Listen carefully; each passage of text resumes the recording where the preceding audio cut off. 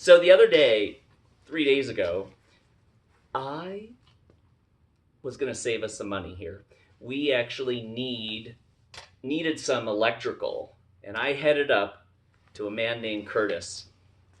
Curtis had some electrical wiring for us.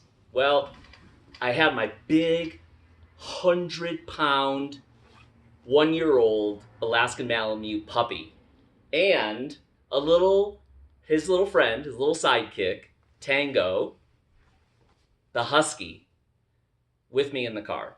All right, so I get up, first time ever, get up to Curtis's place. He's got a great workshop. So he's showing me all the things, and he says, "Oh, my dog Hank would love to play with your dogs."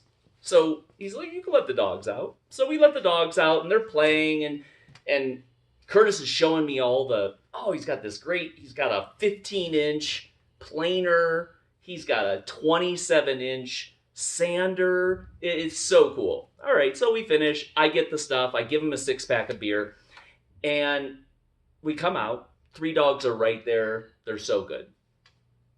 Hank's right there. I open the doors, and my dog, the 100-pound puppy, is gone. Tango's gone. All right, so I go around his workshop, and I see them. They're right at the edge of the neighbor's cow pasture, and the cows are all inside. And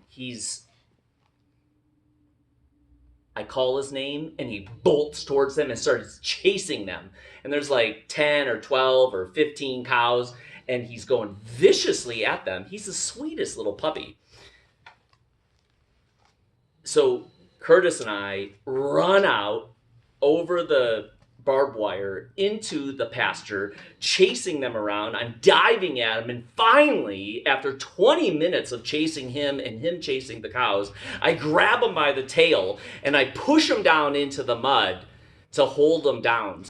So I finally got Mochi, the Alaskan Malamute, contained, and Curtis comes up and he's like, we got to get those dogs out of here, because the neighbor is the meanest man I've ever met and will shoot your dogs.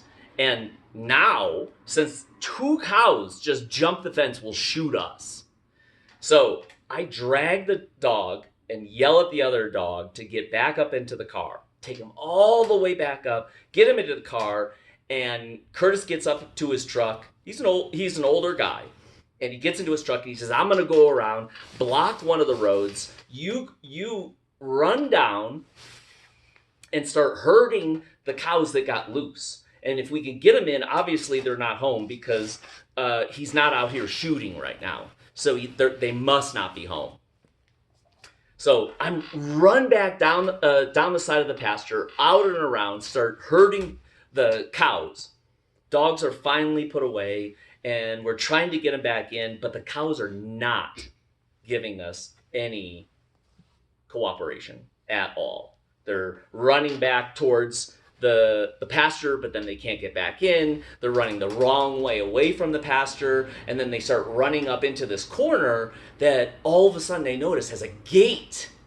And so I'm thinking, that gate's, I'm sure, is locked, because that's into their pasture. And then the cows I'm thinking I'm going to get run over, and the cows run off again, and I go over and check, and the gate is unlocked and unchained. So I push it open, I yell to Curtis, "The gate is open!" Curtis had no idea. He's lived there for 30 years. He had no idea his neighbor had a gate on this side, but it was overgrown with all kinds of vines and leaves and stuff. So we had to run around the side and herd the cows back in, and then they run in, and we're like, "Oh my God!" And then we close the gate, and Curtis is like, "I can't believe we got him back in." And the guy, my neighbor, the meanest person I've ever met, still didn't come out and shoot or call the police or anything. So Curtis had to walk back up to his truck, so I was walking back up with him, and he had to stop, and he was catching his breath. He's an older gentleman, and he starts telling me a story about 20 years ago. He was a contractor, and he was building on a house. He got blown off by this huge wind. He fell to the ground, broke 32 places, 27 bones, and after 6 months in the hospital, lost a lung, and could barely walk on his left leg. And I'm thinking, I stopped him and I grabbed his arm and I said, "You were just running. Like, are you okay?" And he's like, yeah, I'll be fine. I have the one lung, but I'll be all right. I don't know. He's maybe 75, 80 years old. And so we walk up to his truck. He gets into his truck and drives over.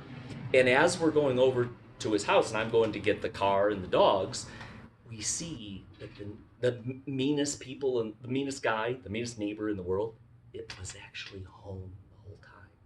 So I have no idea why he didn't hear us. We were yelling and screaming for the last 45 minutes at the dogs, the cows, trying to get him back in. And anyway, none of the dogs got killed. None of us got killed. And hopefully everything's all set.